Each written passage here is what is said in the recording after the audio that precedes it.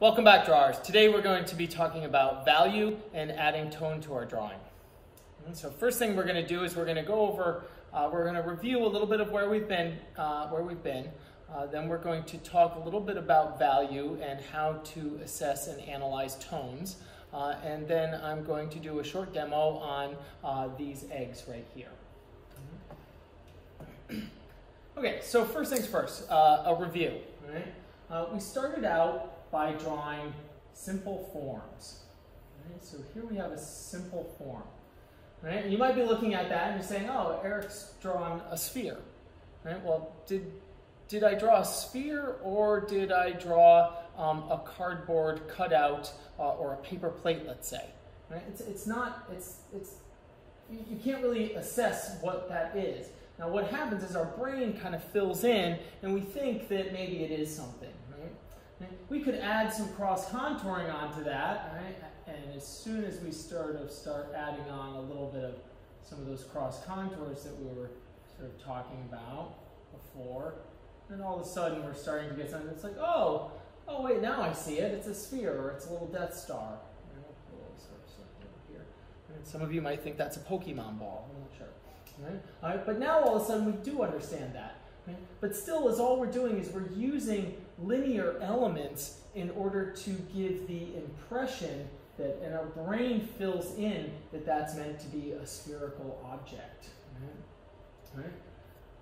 If instead, right, we wanted to make it look more like how we actually see it, right, what we'd want to do is we'd want to capture the light. Now, when you actually see an object, right, what you're really seeing is the reflection of light that bounces off of it. Right? So when we touch an object in the dark, we feel the actual form. But when we look at an object, we're just seeing all of these light waves that are bouncing off, and they follow a whole set of rules. Now, don't worry, you don't have to memorize all these crazy rules because your brain just processes all that information at an amazing speed. All right? So what we're going to end up doing, right, is we're going to establish a light source. Right? You have to first understand where your light source is coming from here. So I'm going to say it's going to be coming in this direction here, kind of on the side. Right? If that's the case, that light will be kind of coming like this, and it'll come down like this, and maybe it'll come something like this. Right? And that'll give us a separation of the light and dark here. Right? Now what I'm actually putting on here is a core shadow. Right? And that core shadow line is separating the light and the dark. Right? So it kind of looks similar to, and follows the same rules as our cross-contouring, and one of the reasons why we looked at that so much. Right? So now, though, I have to just indicate that all of these things on this side are all in the darkness. Right? And now what I've done is I've created something like a moon-type shape, where it's sort of indicating, we're seeing this thing, but it's floating in space. Right? And then if I follow off of this, here we go like that. Right? Now, all of a sudden, right, shadow. And down in here, we'll cut that in a little bit darker.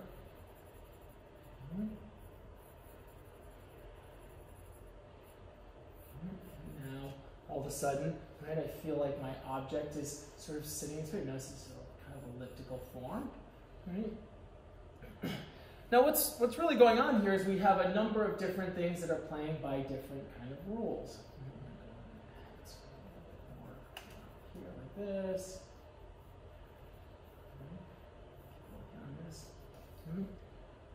So if we want to look at that, most people, there are different ways to do it, but most people break down your set of values into a set of 9. Right? 9 is a really nice number because it's 3 sets of 3, right? And we can sort of look at them in different ways. Right? So if I make a little sort of chart here, and you've probably run into this before. 1, 2, 3, 4, 5, 6, 7, 8, 9.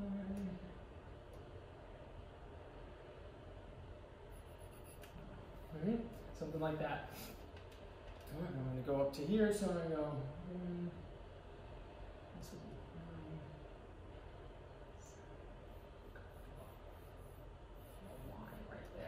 Right?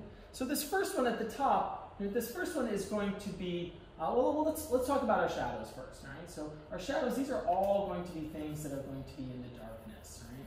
And this is gradually going to get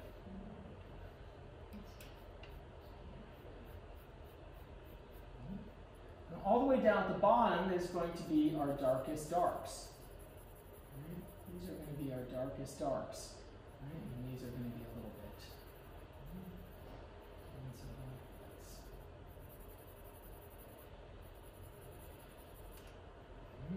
And then up here, this one is going to be our lightest light. Now, most of the time, that's going to be whatever the lightest part of your paper is. Right? If you're doing a painting, right, you can use bright white paint.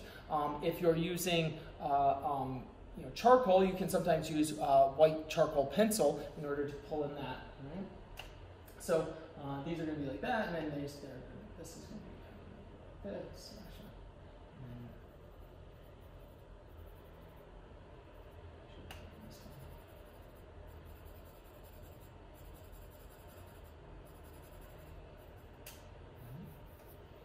Right? We sort of move up. Now, what are these various things? So let's talk about this down here, right, is going to, maybe I don't want to talk about it in that way. Maybe I actually want to talk about that in reverse. Let's start all the way up here. Right? We're going to start with number 2. Right? Number 2 is going to be what we're going to call the center light.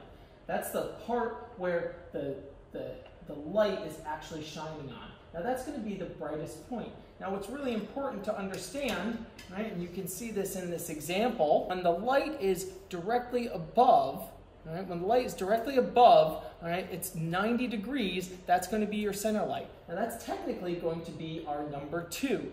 Okay? And as the angle moves, right, it's going to gradually go down. So what you're actually seeing, and this is similar to times a day, and you might want to think about it in this way, at noon, right, when the sun is directly above, right, it's the brightest point in the day, right? And that's when the light is the brightest. It's when you see colors the brightest, and everything's crisp and easy to see.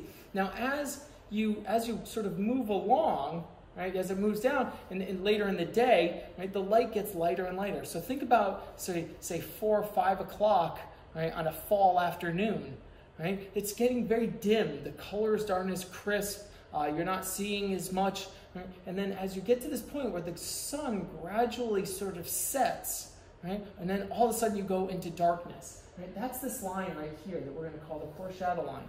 Right? So the angle that the sun is hitting the earth is causing there to be less and less and less light. That corresponds to these as well. So the center light, which we're going to call number 2 here, right, is going to be 90 degrees. Right? And as you go down, it's like, so this would be like noon, 1 o'clock, 2 o'clock, 3 o'clock, 4 o'clock, and then you get to this point, and this is when the sun sets and you go into darkness. All right? One thing I'd like to say also about the core shadow, we're gonna call this line. This is going to be called the core shadow line. Right? The core shadow line is a very intense and psychological point. The separation, when it goes from all the stuff that's in the light to all the stuff that's in the dark, is a very emotionally intense time for us. And I think that this is just my opinion, but I think that goes back to our prehistoric, our ancestors through time. I think that that's ingrained into us, that the night is a scary time. Right? It's very intense for us when the sun actually sets. We mark it still to this day, right, as if it has some great significance. But what it really is it's the time when you don't have light anymore. So we have to manufacture light after that point. So I think that there's a lot of emotional intensity that goes along with that. Mm-hmm. So number 2 is our center light, right, where it's starting. Right? After that, we hit our number 3 and number 4. Right? These are our lights. Right? Number 5 and number 6, right? These are our halftones. Right? And you see that gradually getting sort of darker. Right? One of the things I'm using a system that's 1 through 9, but it's important to note that it's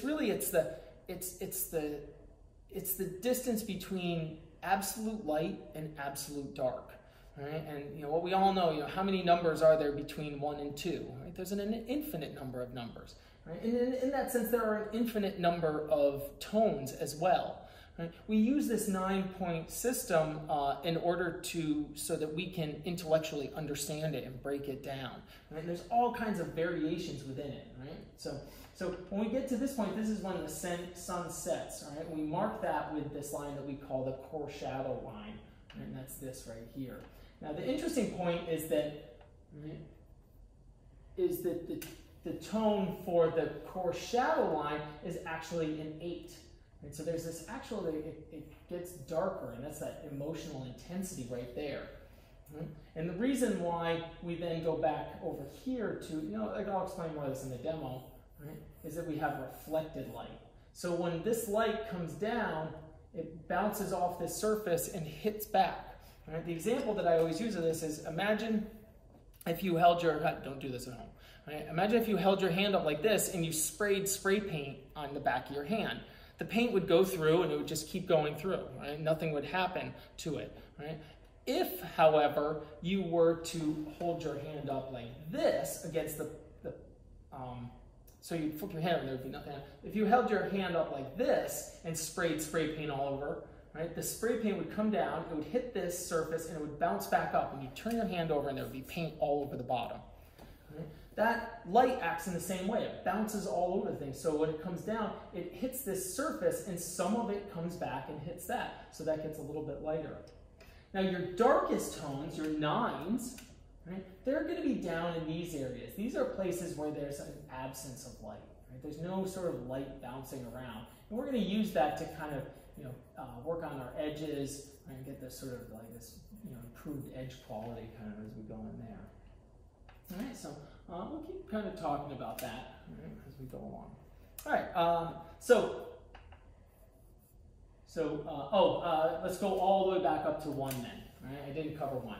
Right? 1 is your highlights. So the highlight, when the light comes down and it hits that surface, it actually bounces back some of the light and reflects some of the light to you. That's what we actually see as the highlight. So the 90 degrees to the source, right, when you're looking at the object, that's actually not the brightest thing. It's the place where that stuff, like a pool ball, bounces off and hits you and shines the brightest light on you. And that's going to be reserved for our number 1.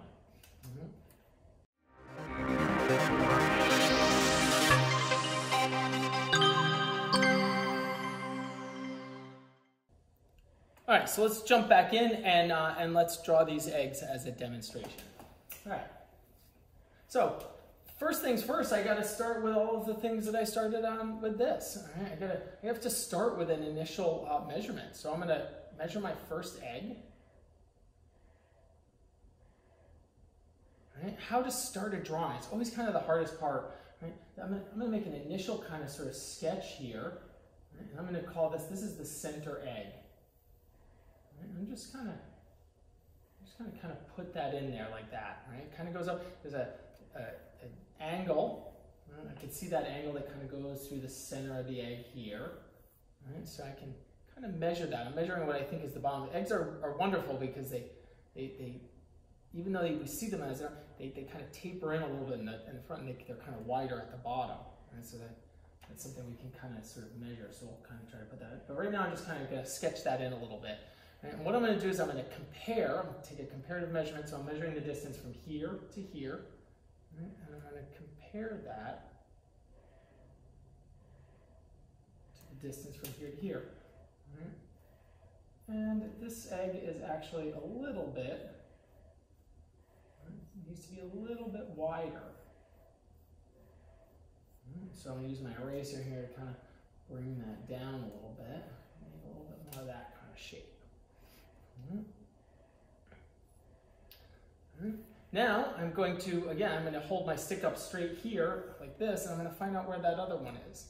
Remember me saying that you have to be able to think in halves and thirds. To me, it's about 2/3 of the way over is where that other egg starts. Right? I could take a measurement of that, so measure here and say it's about a little bit less than that. So I would go, there's 1. So I like that placement. Bring that kind of in a little bit. Right? We want to stay light and loose because once we start putting on all our tones and everything, you want to make sure that you haven't made any dark lines that prohibit you from being able to see. This is very bright on my egg up here, so I want to make sure that I can keep that brightness in there, and I don't make it dark. Right, and then it starts about here, right about where that sort of middle section is. And then that egg is going to come out. I'll hold my line up like this. And I want it to start about here. Right, and it's going to go something here. Right, and then the distance over, take a comparative measurement. Right, it's just a bit over there. That's how far over that egg is. So look at it, say I apply that top and bottom. Now just like that, it's not an elliptical form, right? It's tapers a little bit. There's that egg.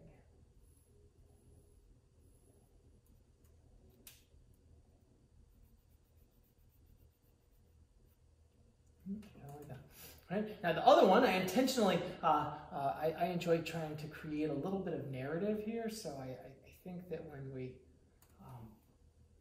got this little story sort of developing between these eggs. These two eggs are kind of together, and that other one, I even feel like it's even like looking away a little bit, like it's like being shunned. Right, so I'm drawing a straight line up here. Right, the back of this egg, right, is in line with that. It's straight. So I'm holding my stick up like this, straight up and down, and looking like that. And I'm going to draw a straight line here. Right, and that gives me the back of that egg. The bottom of that egg is actually in line with the point of this. And so that gives me that. So see how I'm going over here. Now I have, let's see, and then the widest part of that egg sits nicely right about here. And so another line straight across here. All right, that gives me that. I'm going to use an angle measurement in order to get edge of this egg. And it comes up something like this from here.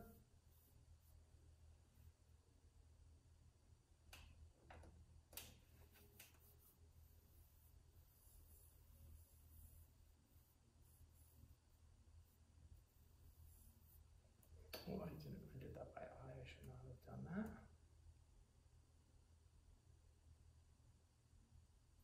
That egg is just a smidgy bit larger than the angle of this one. So that's actually pretty good. All right, so that kind of gives me that one in the back. So this is kind of an odd thing. I was saying, remember when we drawn beer cans, that the thing in the back should be smaller, but oddly the largest of the three eggs I chose to put in the back. But we're just going to go with it. If I was really, if I wanted, I could get up and I could move those eggs because it's my demo. If I don't like that, I could also decide to make some use some artistic license and make a change there. Right? But we're going to go with this. Right? I like this. These are my three eggs here, right? And I've drawn them. I've plotted out where they go, right? And I put them in all of their right places. So the next thing I need to do, right? And this is the way all of our drawings are going to start. So I've established all the forms. Right? The next thing I want to do is I want to separate the light from the dark. Right? So I'm going to go up to this first egg because I'm going to move in this direction now that I've found all my forms. Right? And I'm just going to look at it. All right? I'm just going to look at it, and I can see that the core shadow is starting here. Right? I'm looking a little bit at my sort of light source. Right? I'm looking at my light is coming from this direction. Right? It's coming in this way. Right? And then I'm going to draw an angle straight down here, so that angle is telling me where that light source is. Right?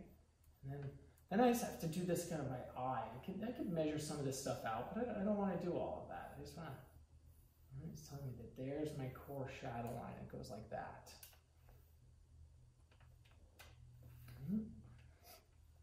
All right, so now we're going to go down to this one down here.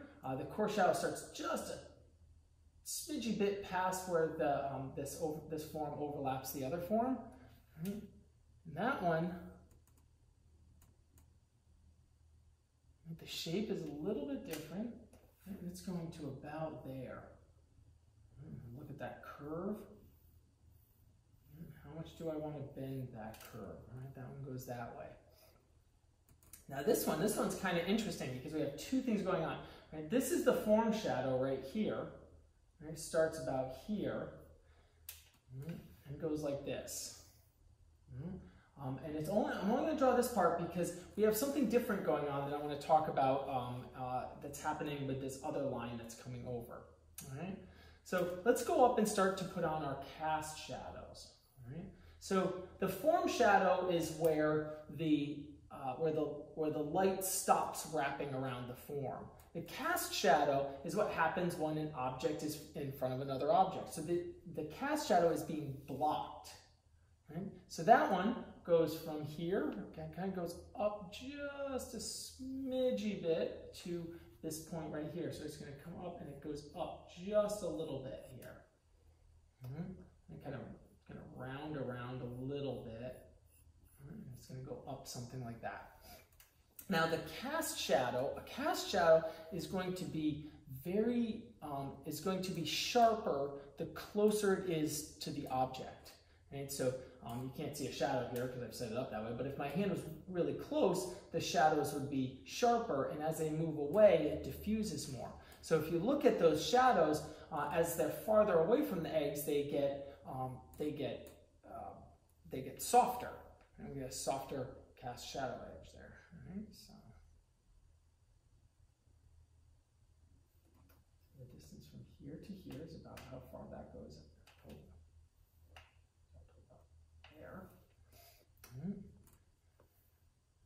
Distance, as all I'm doing here is sort of plotting where these things go. It goes to about there.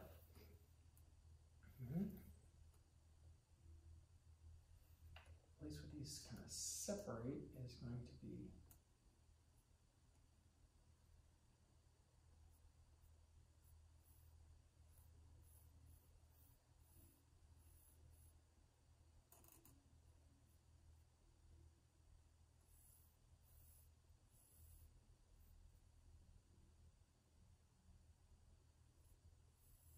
now the cast shadow, notice it starts where the core shadow is, right? Because that's where it's, so that one comes up like that, right to me, and then this one has a kind of ticks up, something like that. Oh, I didn't do this one back here. This one goes to about here.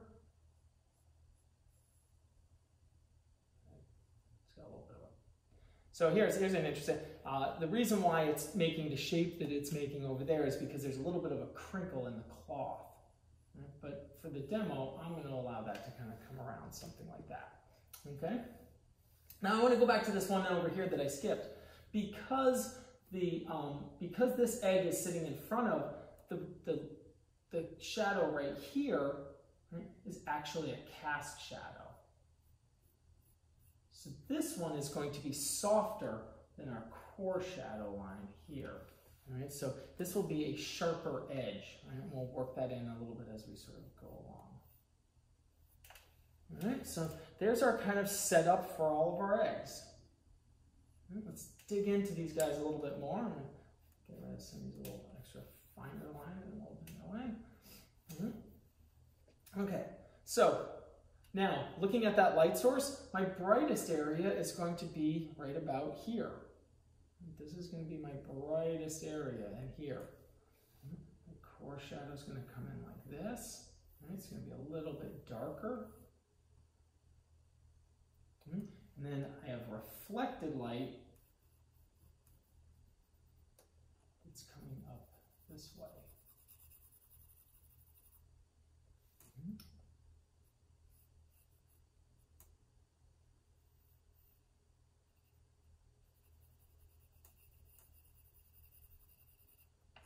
As my shadow moves away, these are, now notice how I'm not going as dark initially as they actually are. I like to build these things up, and for me, what's most important right now is I'm setting up a set of relationships between, these various things. Right? I'm saying that this is in the light, right? This is in the dark, this is cast, right? And I'll gradually keep working those things up.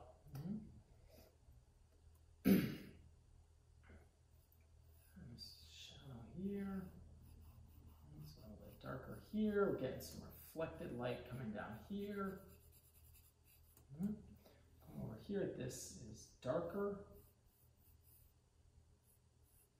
This just really becomes sort of a, when you get into this, is this darker or lighter than this? That's a very sort of simple question.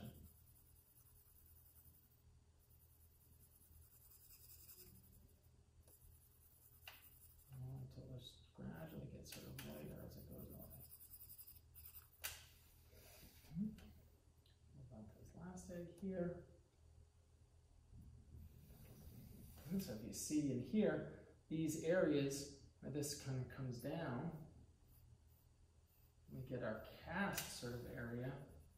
And this is quite a bit darker. I'm going to sort of make all of this darker now.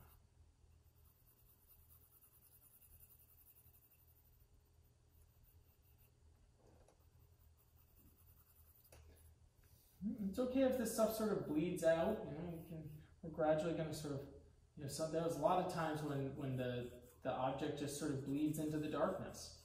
And sometimes even if you can see things, you might choose to allow some of that to happen. Now we have a little bit of color in the cloth, right? So if I was drawing on a white surface, some of this might bleed into this, but I'm going to go ahead, right, and I'm going to put in a little bit of this sort of background, just to give a little bit of the sort of context and allow our eggs to have just a little bit more dimensionality. Now, just like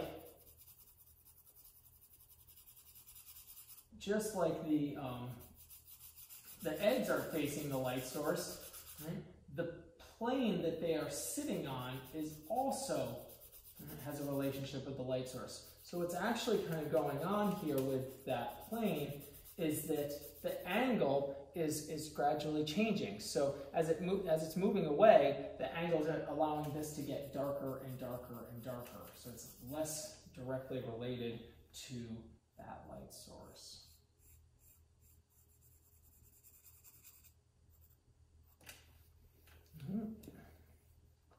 Now I'm going to go back in here with my eraser. I'm using the kneaded eraser here, or I could use the white one. Right now I'm just going to use the kneaded one to kind of get shape that a little bit.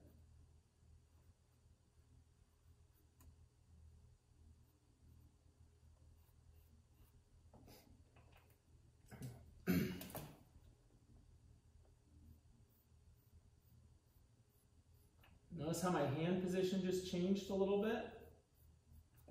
Because I want to crisp that line up a little bit. I'm going to allow this to get just a little bit darker.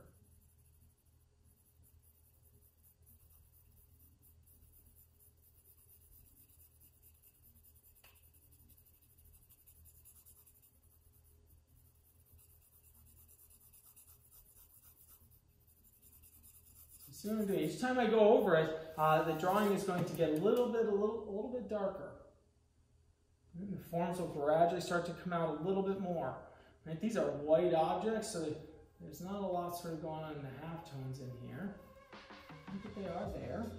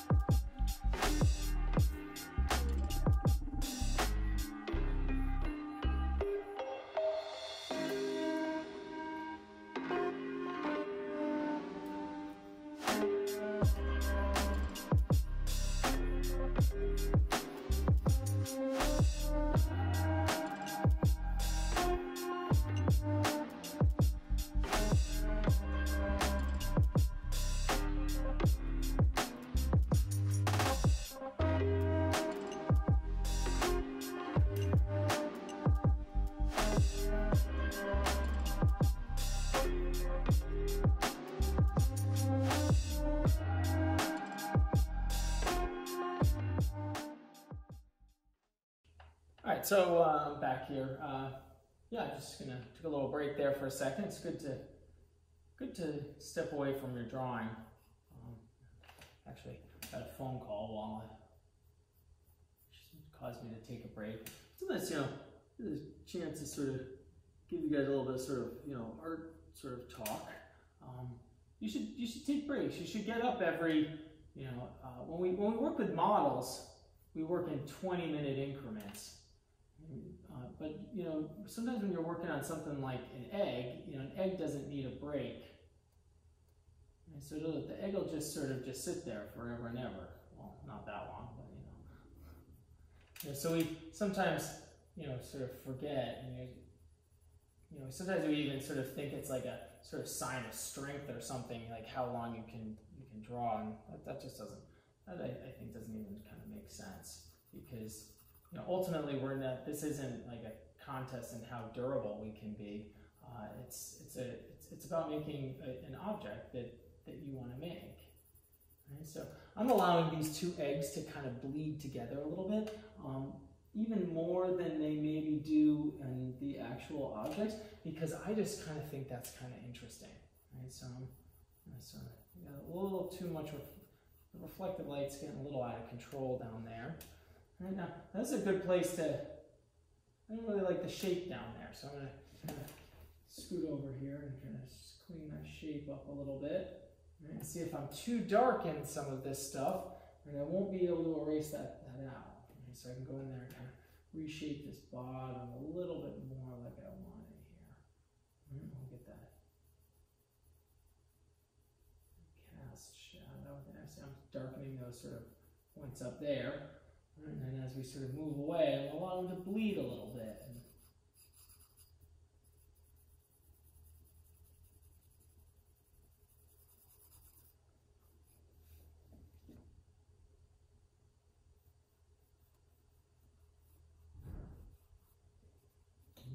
I'm going to try to, you know, I'm going in, I'm working in my halftones here. I'm working towards that sort of that center light there. I want that to be kind of, it's okay. I'm not a big sort of smudger. I like to be a little bit more in control, but you know, you use your finger a little bit to kind of blend something together. Now that I have a little bit of a better shape over here, I'm going to get these darks in here to work a little bit better.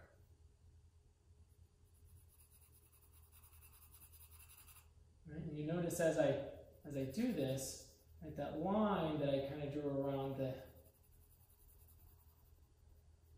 egg is starting to disappear.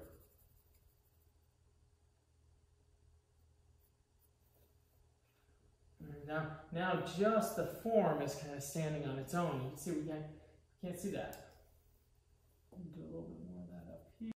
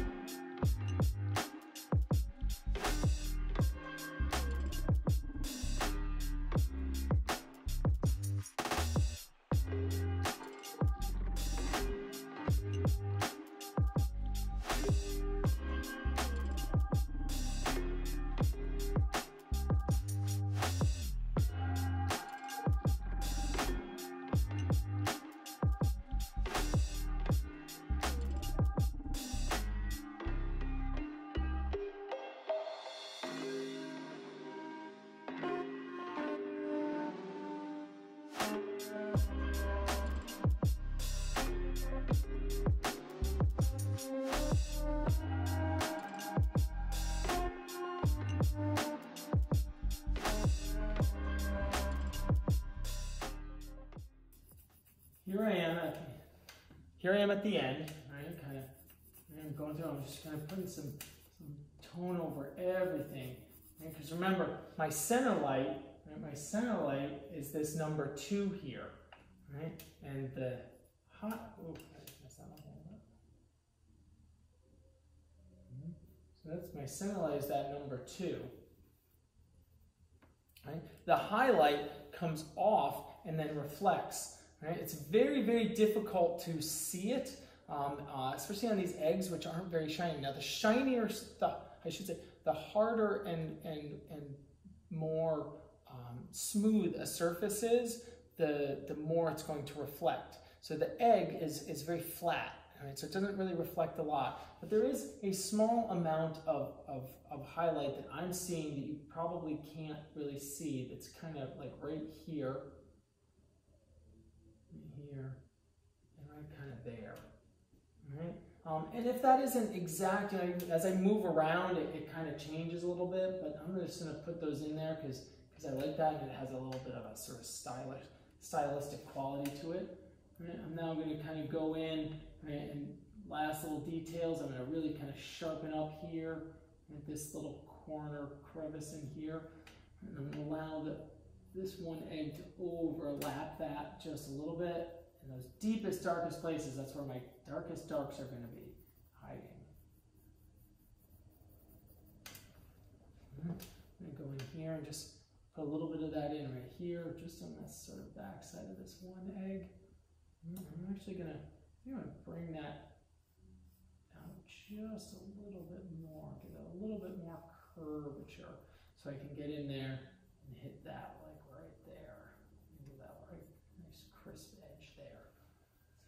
That egg to feel like it's kind of just sort of lifting up a little bit there, a little bit more.